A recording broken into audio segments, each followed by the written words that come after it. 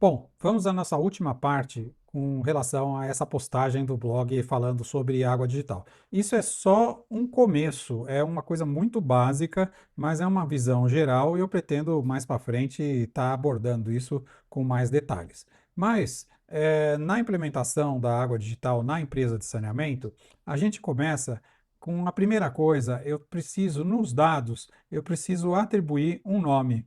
Quer dizer, eu tenho vários dados que são coletados na empresa. Tem dados que, por exemplo, eles estão em papel, tem dados que estão em planilha Excel, tem dados que são para um sistema SCADA, um sistema que está monitorando, né, em tempo real o reservatório, ele pode controlar, ligar, desligar a bomba, quando ligou, quando desligou, qual o nível que o reservatório estava quando ela ligou. Então, eu tenho uma série de dados, né, dados comerciais, esses dados todos, e o que eu preciso fazer é atribuir um nome. Eu preciso definir, é um nome e uma descrição de que dado é esse. Esse é o primeiro passo na empresa de saneamento para ela arrumar com as suas atividades em direção à água digital.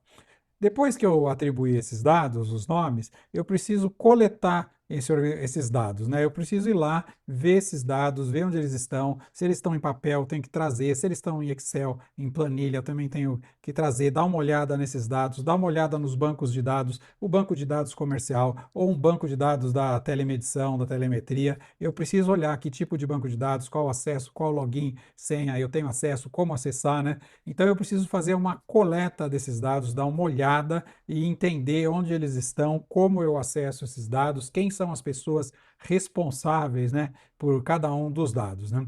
Então isso é importante fazer uma documentação, não precisa ser nada muito complicado, a gente tem que fazer as coisas rápido, mas é importante ter uma pequena documentação, um índice, para eu poder acessar depois e buscar essas informações.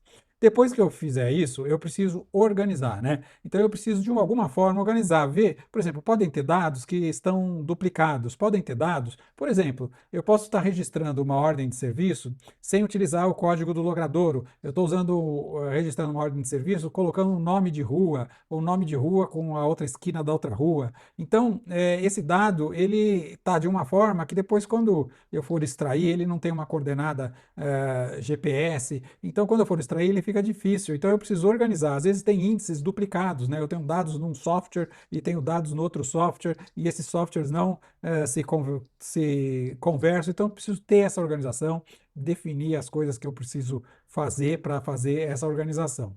Depois de fizer isso, eu preciso interpretar, né? Eu preciso interpretar como que estão esses dados, né? A forma que eles estão desses dados, para em seguida eu fazer essa integração, porque tem que ter essa integração. As coisas precisam estar integradas. Não adianta eu colocar um sistema de ordem de serviço, por exemplo, que não está, que é diferente do sistema comercial, não está atrelado ao sistema comercial, não tem a associação de quem solicitou a ordem de serviço do consumidor, por exemplo, com a ordem de serviço em si. Então, não tem problema eu ter sistemas diferentes, mas eles precisam estar integrados. Depois disso, dessa integração, eu preciso entender, né, como que estão essas coisas, como que eu posso ter essa interpretação, né, como eu vejo como está esse dado, para depois eu poder tomar uma decisão em cima desse dado e em seguida aplicar.